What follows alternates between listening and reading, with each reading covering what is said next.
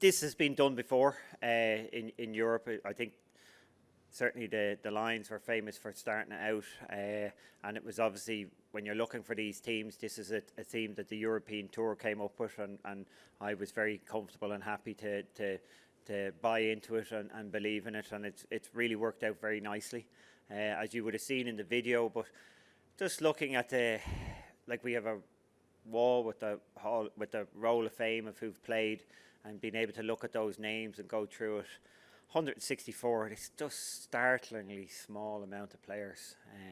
Obviously you can blame Lee Westwood for that, for playing 11 times, like, and Sergio as well, but yeah, it's a small group of people. When you think 580 people have gone to space, and 5,870 people have climbed Mount Everest, it's incredible that there's so few who've played in the Ryder Cup, and it makes it very special for the players to know that they have a place in history. It can never be taken away from them. They will always have a name on that wall, and it's for me myself, I'm up there 121, so it's nice for me to look back and remember, remember the person I was, as a Ryder Cup player. And for these current players, obviously they're experiencing it. The three rookies, it was extra special for them to be added in, and they had their moment to stand up and kind of received the applause of everybody that they're new to this. So it was a lovely way to start the week. We have more. Yes, there's lots of protocols. I assume the captain's agreement is public, is it? Yeah, so there's just like an injury name in the envelope, there's a COVID name in the envelope. It's still, while we've asked, it's still not completely clear what happens when if, God forbid, we had a COVID outbreak of a number of players. But for one player, it's pretty straightforward. Obviously, the first 2 days, it's 4 players sit out, I'm sure, so there's no issues on those 2 days. But obviously on Sunday, you start losing a few players to COVID, it does affect the match in some way. So, but one is in a COVID envelope for sure.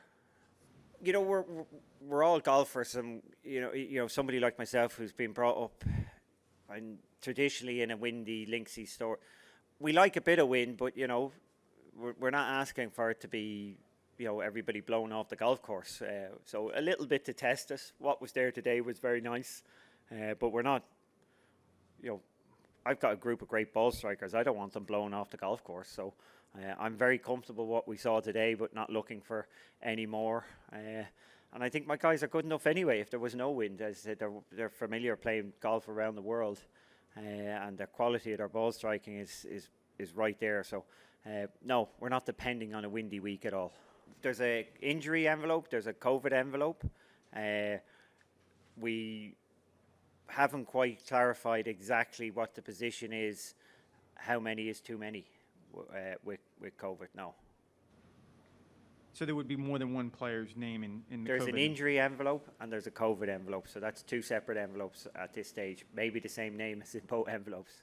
So that's as far as I'm aware at this moment. And while the other issue is actually quite a detailed and complicated issue, and is possibly above the pay grade of the 2 captains, how many, and this is why we have the COVID protocols. It's not like it's an individual event, whereas if you lost a player in an individual event, while it's not great, it's certainly, you don't want to be catching COVID, but in a team environment, you don't want a number of people catching COVID because it affects the actual match. So this is certainly something that I'm sure that is causing a lot of thought and a lot of time thinking about what would be too many and what would be sustainable. But again, it's not really for the captains. It's more for the running of the event. Yeah, well, it's the exact same as an injury envelope. The person who goes in the envelope, the captain decides, and nobody ever knows. And we hope that stays the way. But we've had a few injury pullouts over the year, so it would be just very similar to that. No real difference in how it works. As I said, it is possible that you could have two different names. I don't see why that would be the case. But you could have somebody pull out with an injury. You could have somebody with COVID. So, yeah, you have to be prepared for these things. And as I said, it's been there all along. So it's nothing really new. It's obviously highlighted because of COVID, but there's always been a name in the envelope for an injury. Just like, coming into this, we were asked to be aware that, having somebody as a reserve, somebody as a backup, who you would bring along, and what happens if somebody pulls out because of COVID, because it's something that could happen in these times.